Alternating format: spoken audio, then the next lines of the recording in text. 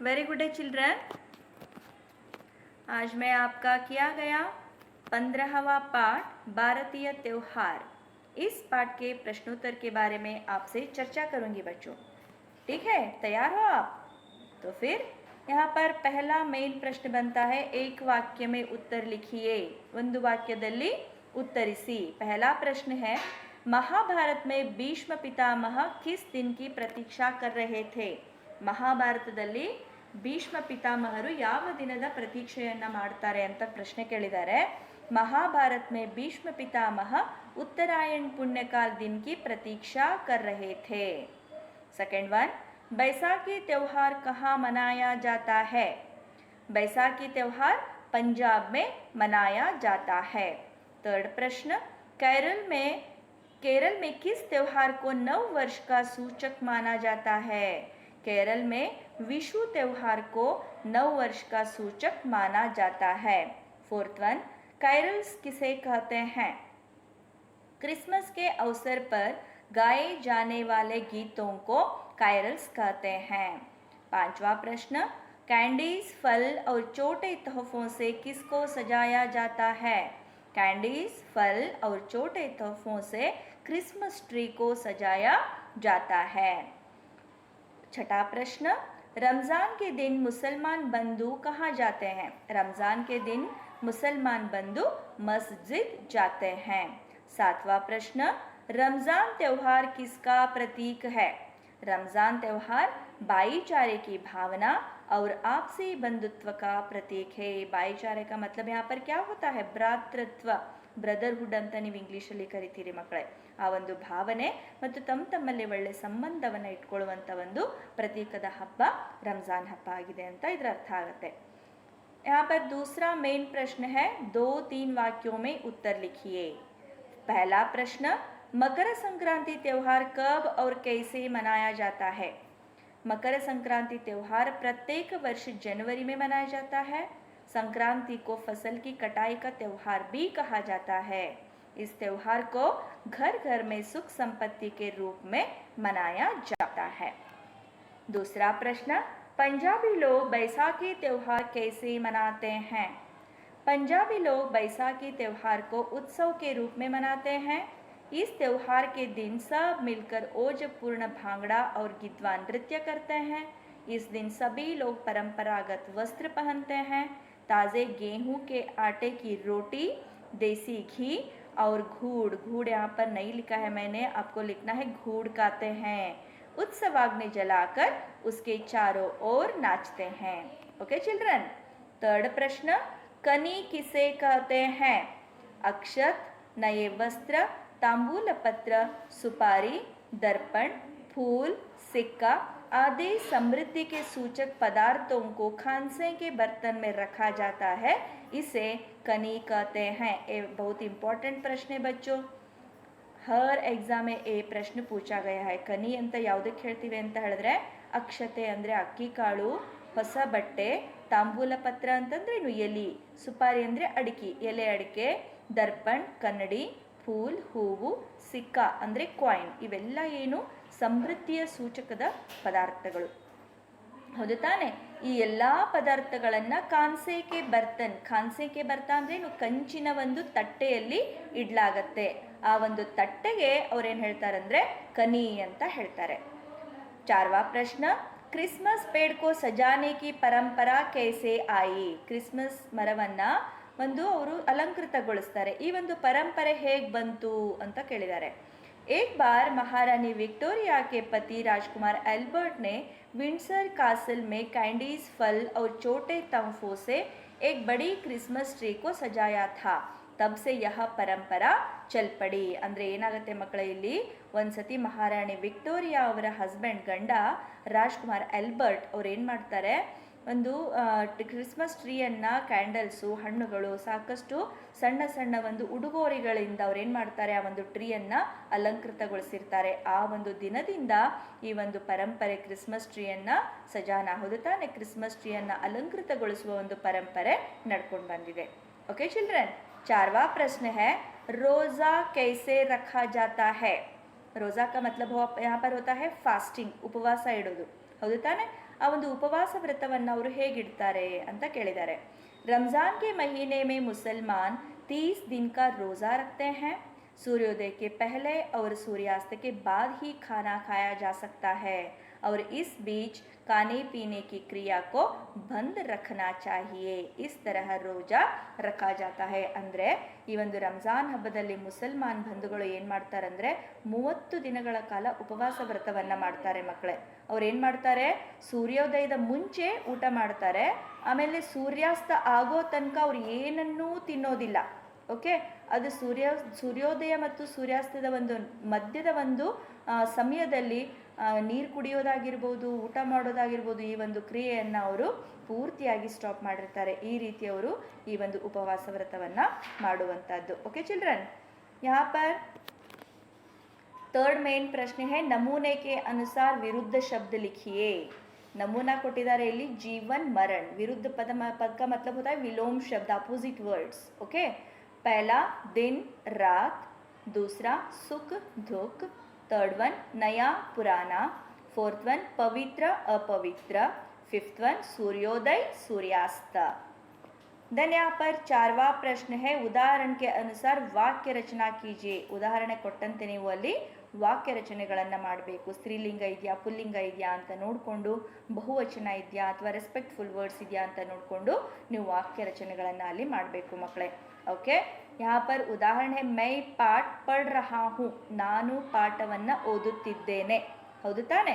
यहाँ पर पहला है शीला नाटक कर रही है. देखिए यहाँ पर शीला है जो स्त्रीलिंग है, इसलिए रहा नहीं रही आया है. यहाँ पर नाटक कर रही है. ओके, सेकेंड वन रहीम गाना गा रहा है. रहीम क्या है यहाँ पर, पुल्लिंग, सो यहाँ पर रहा है. रहीम गाना गा रहा है.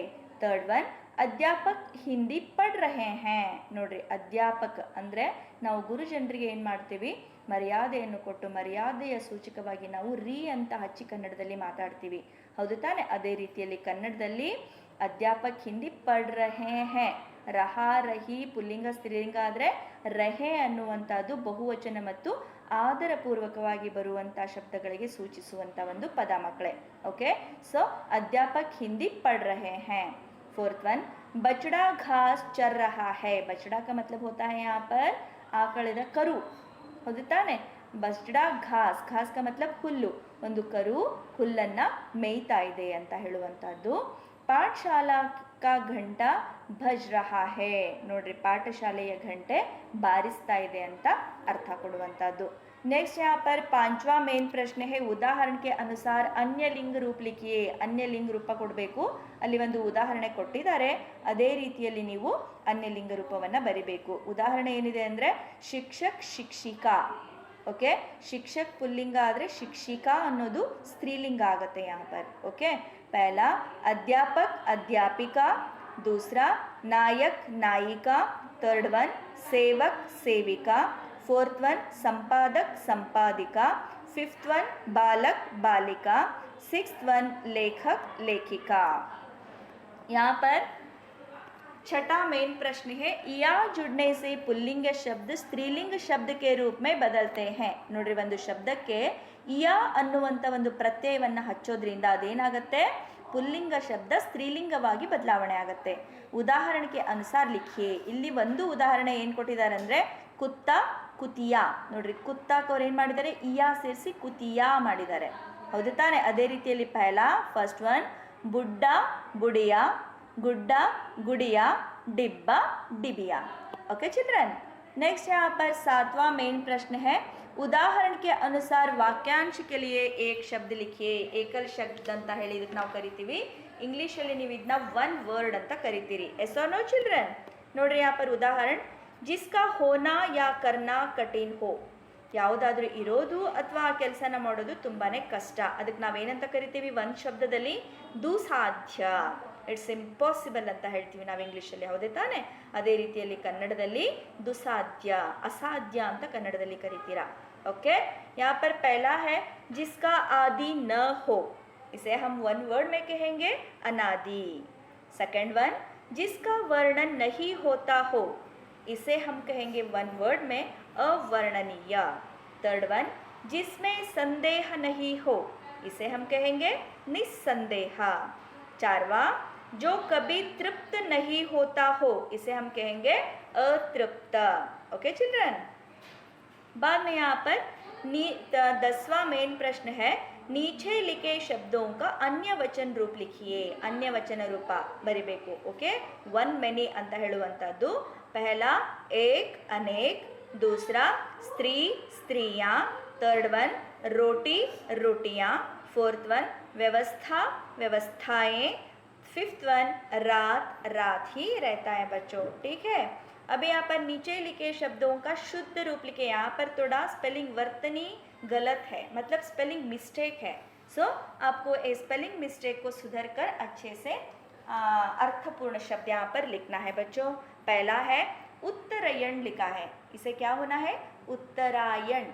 ओके, सेकेंड वन फासल लिखा है, लेकिन ये गलत है, फसल सही है। परिवार ये गलत है, परिवार। त्योहार ಅಂತ ಇದೆ, ಇದು गलत, त्योहार। ओके, महाभारत, पहला यहाँ पर बा छोटा लिखा है, लेकिन ये गलत है, आपको महाभारत लिखना है। यहाँ पर उत्सव लिखा है, ये गलत है, इसे क्या के होना चाहिए उत्सव। Okay children. नेक्स्ट यहाँ पर आता है 12th मेन प्रश्न है। यहाँ पर 12th मेन प्रश्न में क्या है, सही शब्द ढूंढ कर लिखिए। यहाँ पर ब्रैकेट्स में कुछ शब्द दिए गए हैं, हर एक फिल इन द ब्लैंक्स के लिए आपको कौन सा सही उत्तर है उसे ढूंढकर वहाँ पर सही आंसर लिखना है। पहला है मकर संक्रांति प्रत्येक वर्ष जनवरी महीने में मनाया जाता है। यहाँ पर आपके विकल्प है जून, जनवरी, सितंबर, इसमें कौन सा सही है जनवरी। Okay children. Second one, Baisakhi त्योहार पंजाब राज्य में मनाया जाता है। आपके दिए गए विकल्प है पंजाब, कर्नाटक, मध्य प्रदेश, तो फिर सही आंसर क्या है पंजाब। रमज़ान मुसलमानों का पवित्र त्योहार है। यहाँ पर विकल्प है ब्रैकेट्स में हिंदुओं, ईसाइयों, मुसलमानों, आंसर कौन सा सही है रमज़ान मुसलमानों का पवित्र त्योहार है। 13th मेन प्रश्न है, मुख्य प्रश्न यहाँ पर ये बनता है, कन्नड़ या अंग्रेजी में अनुवाद कीजिए। कन्नड़ ಮತ್ತು ಇಂಗ್ಲಿಷಲ್ಲಿ ನೀವು ಇದನ್ನ ಅನುವಾದ ಮಾಡಬೇಕು। ओके, पहला पंजाबी बैसाखी को नए साल का प्रारंभ मानते हैं।